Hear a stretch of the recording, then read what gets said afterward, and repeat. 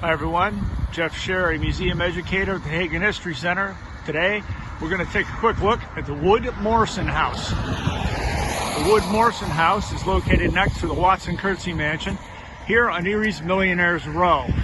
The house was built in 1858, was the home to Dr. William Maxwell Wood, who became the first Surgeon General of the Navy after serving aboard the USS Michigan and other posts in the Navy. The barn to the right of the house predates the house and was thought to have housed mules that pulled canal boats on the Erie Extension Canal, located just to the east of here. Let's go inside. Standing inside the front door of the Wood-Morrison House, the main hall, you see the original staircase going to the second floor where our education center is now located. There are rooms off to the sides. Now, these rooms appear quite empty right now, but they will contain military exhibits and will also focus on the role of Captain Morrison, the second owner of the home, and Dr. Wood, the first owner of the home, as well as other military figures from Erie County's history.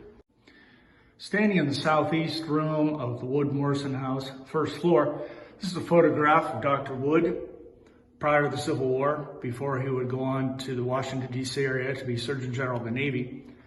Next to it is the painting of the USS Wolverine, previously known as the Michigan, first iron-hulled ship in the United States Navy, and the last captain of the Wolverine, Captain William Leverett Morrison, who lived in this house after the Woods did. Morrison has a very colorful career, not only serving on the Great Lakes, but in the Atlantic Squadron during World War I.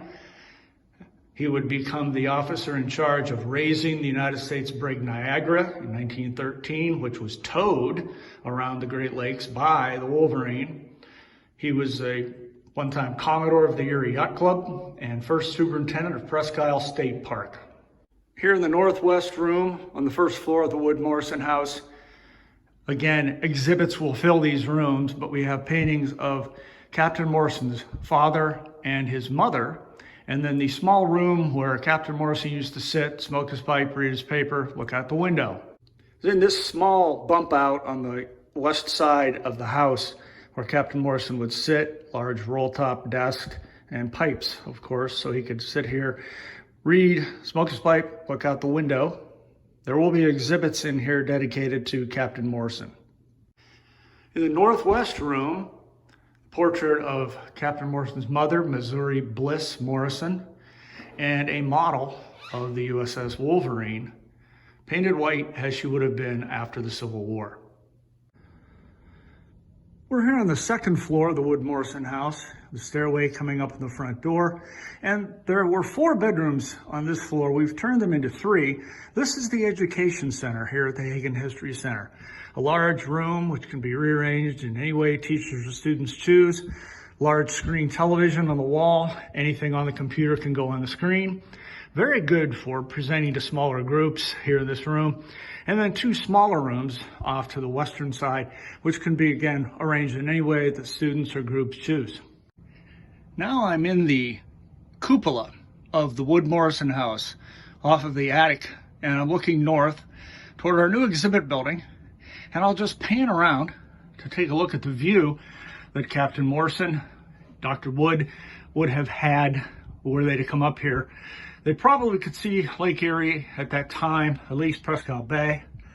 And we're looking down now on West 6th Street. We're now in the basement of the Wood-Morrison House. You see the original bluestone foundation. And this is the basement of the addition, which was put on, which includes a totally modern elevator, allowing visitors to have access to all 3 floors of the house.